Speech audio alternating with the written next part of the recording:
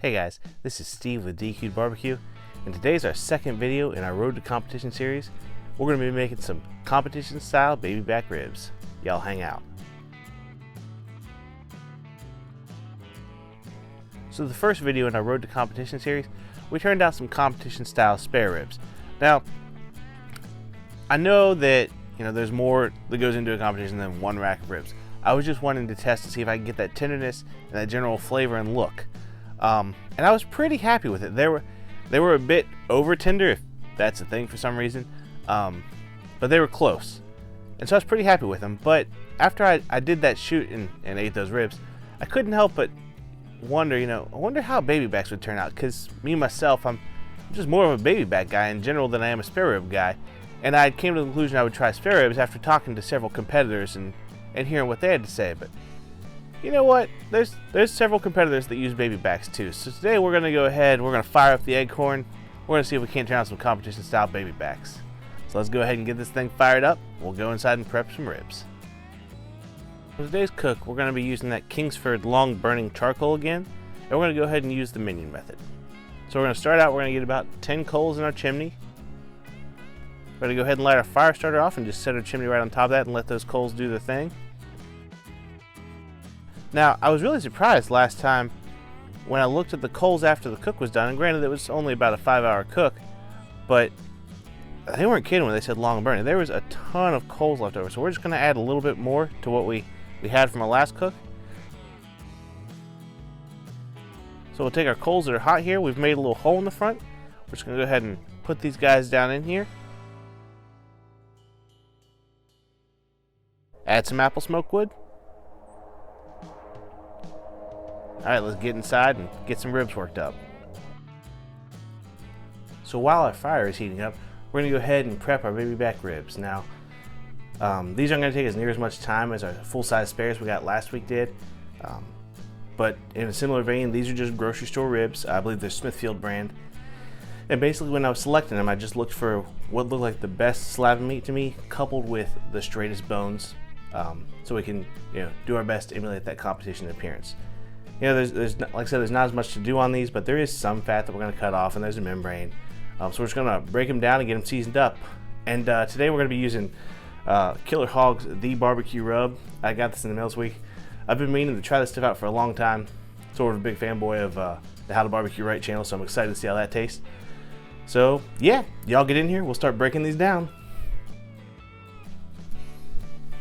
Alright, these ribs are going to be pretty easy to get done up. First thing we're going to do is we're going to go ahead and take the membrane off. Now I find that baby back membrane comes off a little bit easier than spare ribs do, but either way, if it tears, just go back and get it with paper towel. It should come right off for you.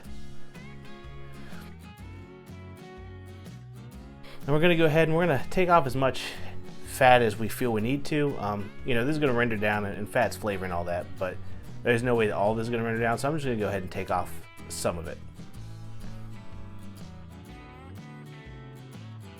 Alright, you guys have seen me do it before. We're going to go ahead and hit it with a little bit of mustard. Alright, we got a binder on. Now today we're going to be using that Killer Hog's The Barbecue Rub. Go ahead and hit it front and back with this. That's all there is to prepping these. Now let's go ahead and get them out on the pit. So my pit is set at 250 right now, but we're going to play with the water pan a little bit and see if we can't regulate that temperature a little differently.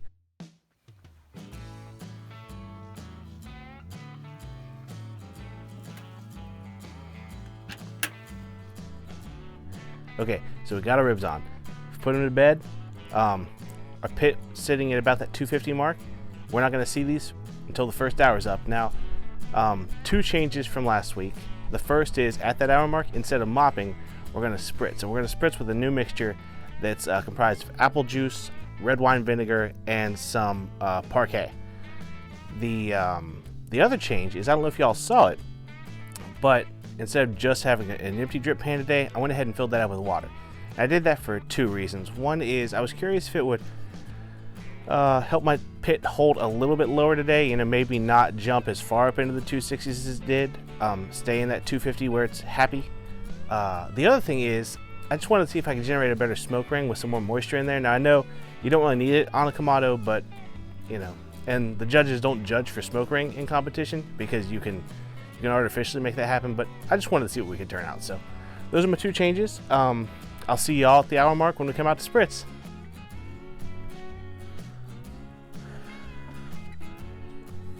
Alright, so we've been on here for about 2 hours now. I've already spritzed and re-seasons once, but it's time to do it again. So our spritz today we're going to be using is it's going to be 1.5 cups of apple juice, 1 cup of red wine vinegar, and 1 tablespoon of parquet butter, squeezed butter. So I'm just going to go ahead and spritz it real quick. And as a side note, our water pan has helped keep our temps on our pit down. They've been down, hanging out about 230 to be honest with you, which kind of surprised me.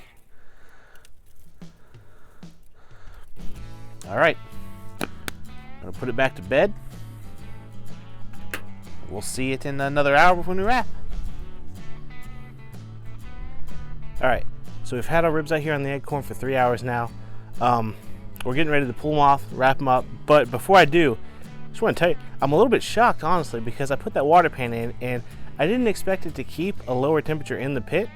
I was really more expecting it just to keep everything more solid and just sit still at 250.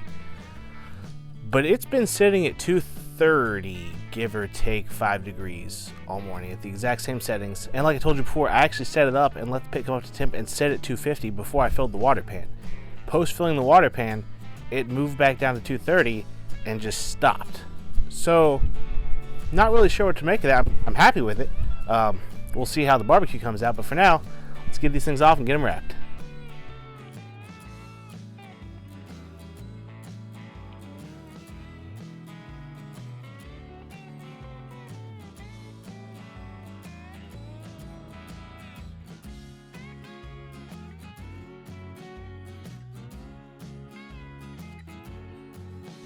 We've got our brown sugar, agave nectar, and parquet laid down. We're gonna go and put our ribs meat side down on that. Oops, forgot, hang on. All right, so we're gonna roll them back. We're gonna spritz them first with our spritz, then we're gonna hit them again with the rub, one last time.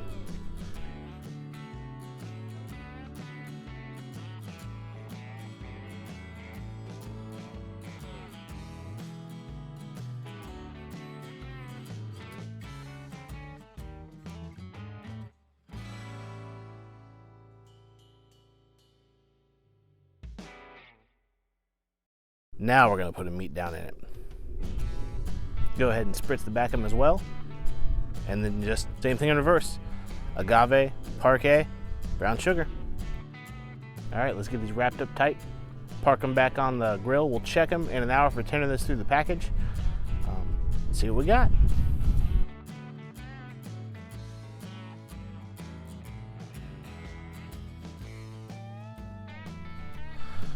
Okay, so it's been about an hour since we put these ribs in the foil and put them back on the cooker. And as I'm playing with them, they got enough give to me that I want to see what will happen if we just go ahead and do them up now. That's some good rib. So today we're going to keep using that sweet swine of mine sauce. I liked it a lot last week, so we're going to try it again. First I'm going to tip these ribs to get excess juice off of them. Yeah, they're pretty bendy. There we go. Good enough for me. We're going to sauce both sides.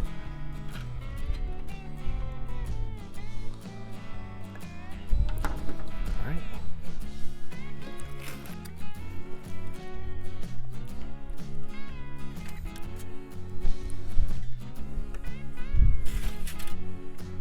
You know, I've seen a lot of people mix the drippings from the foil pack with their barbecue sauce before they hit them with this last piece of barbecue sauce. If you guys do that at home, go ahead and let me know in the comments how that works out for you. Something I'm playing with. I'll probably try it before we get to competition time. All right, now we'll go ahead and get these back on. Okay, now real quick, we'll hit the top. Oh my, got away from me a little bit. That's okay.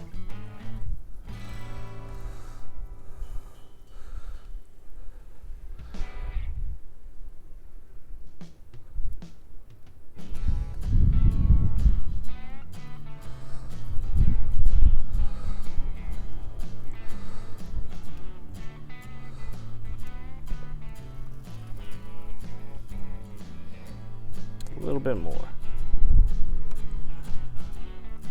All right. We're gonna let this glaze for about 15 minutes. I like that 15-minute point, especially when you get it up to 250. It's enough to really set it, but it's still wet and tacky. So we'll see y'all in 15 minutes. All right, guys, we're right at 15 minutes. Let's take a look. Those are good looking ribs to me. Now, if we can just get that tenderness right, I think we've got our color. Oh man, they feel tender. Okay, so our ribs are in. These look phenomenal. I really hope the lighting and everything captures. Like, this is a deep red mahogany, but it's still definitely red. Man, those look good. Before we dig into these, sorry, I get very excited about baby back ribs. But before we get into them, let's just go over what we did today. So, we started off, we got our smoker fired up. I let my smoker come up to 250, the egg corn specifically commodity, because that's where it likes to sit.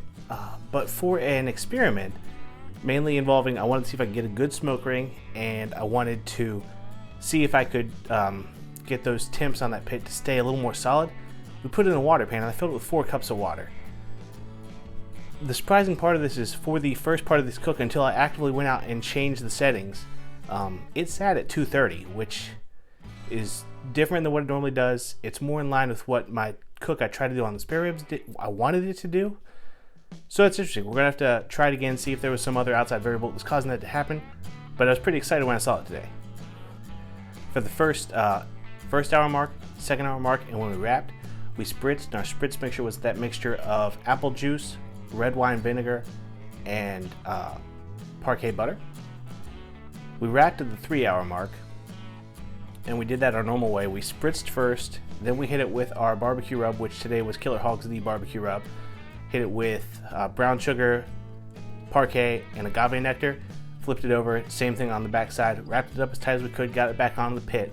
I checked it at the hour mark, and it wasn't super tender, but it was wiggly enough in the bones that I wanted to go ahead and give it a shot and see what sort of tenderness level that got me today, pulling it to that. So at that point, we brushed both sides of the ribs with some barbecue sauce. We used the Sweet Swine of Mine team's Sweet Sauce of Mine again. I tried it last week, really liked it.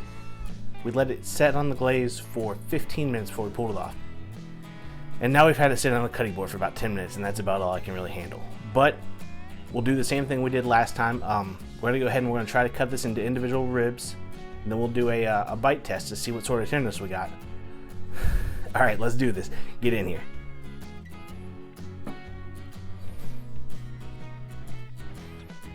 All right, let's give this guy a try. Got a decent little smoke ring there. Definitely more than we had last week. Still plenty red. Let's give it the bite test. Here we go.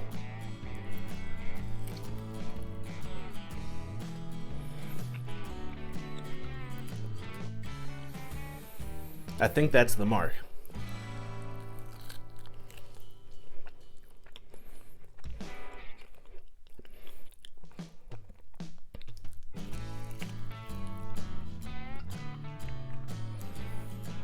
It's a good rib. It's a really good rib.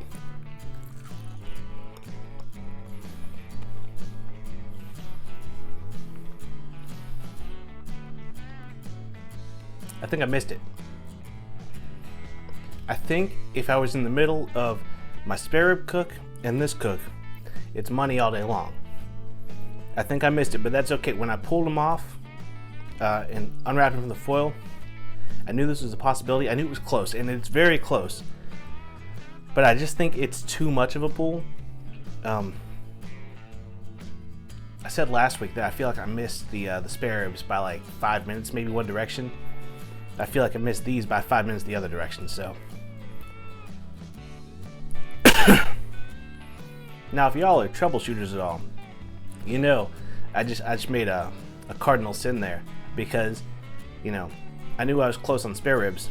I changed the variable more than just time and temp. I changed the ribs too. So, you know, it doesn't translate 100%, but I know what these felt like when I tugged them. And I think I can get it right. I feel good about this. I definitely got the color right. These are that beautiful mahogany. They taste delicious. The